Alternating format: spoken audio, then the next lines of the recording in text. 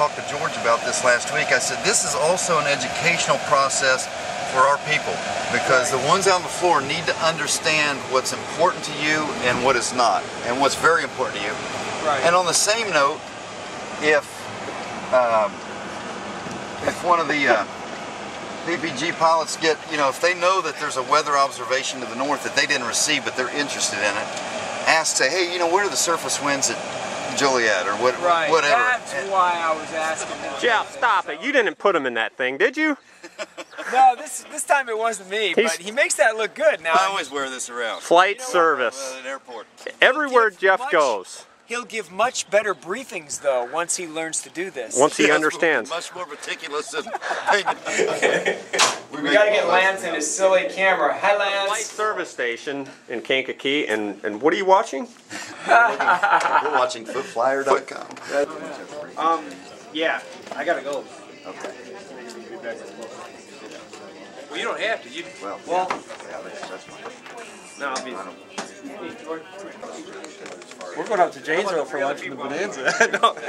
We're doing this pretty quick. I would have already brought up like a surface analysis chart. I would keep one up, which is right here, so I know where the fronts are and everything.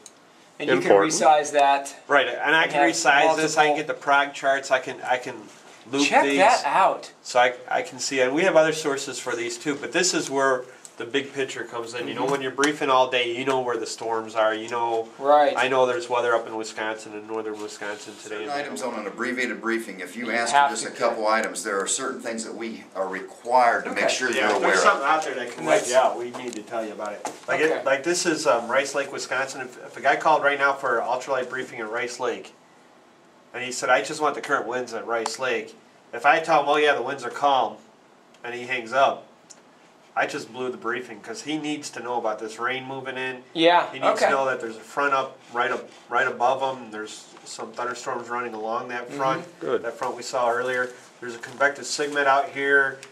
You know, we had the 1 hour projections. You know, this stuff's moving to the northeast, so he's probably going to catch some of that.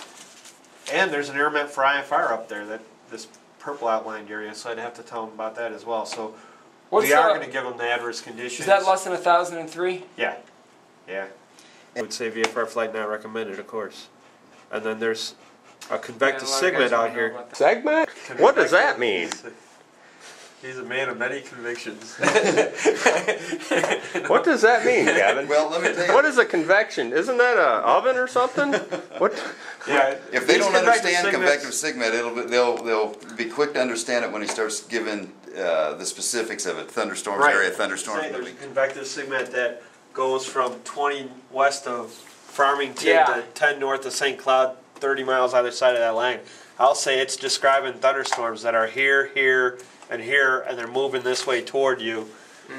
And that's what they need to know, and that's what I'll tell them. And Thunderstorms they understand. yeah, thunderstorms Bad. they understand. And that's something that, you know, when these ultralight pilots call for the first time, you know, we can walk them through. They can say, this is our first call. We can walk them through the whole So you're not a scary person, Kevin, right? They don't need to be afraid that they're giving us too little or too much information, because we will ask for what we need. You know, it's their first time calling us, and if they have any questions, you know, they're more than welcome to ask. This guy calling for an ultralight briefing at Rice Lake. First thing I'm going to tell him is there's a frontal system just north of you, a warm front or stationary front on that one chart that we saw. There's some thunderstorms that's creating some thunderstorms just west of you right now, back in the Minneapolis area, and just west of Minneapolis and north of Minneapolis, with some rain ahead of it to a point just west of Rice Lake.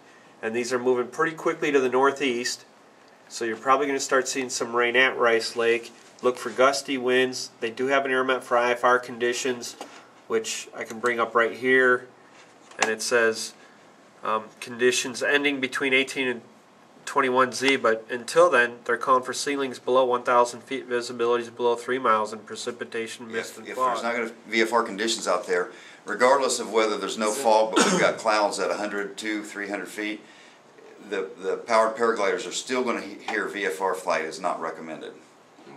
Wait, when you call, it's just some simple information. We don't really even need your airspeed. If you're an ultralight, we just need to know you're an ultralight. We're going to get them flying though. We got to get them handling the wing, ground handling the wing.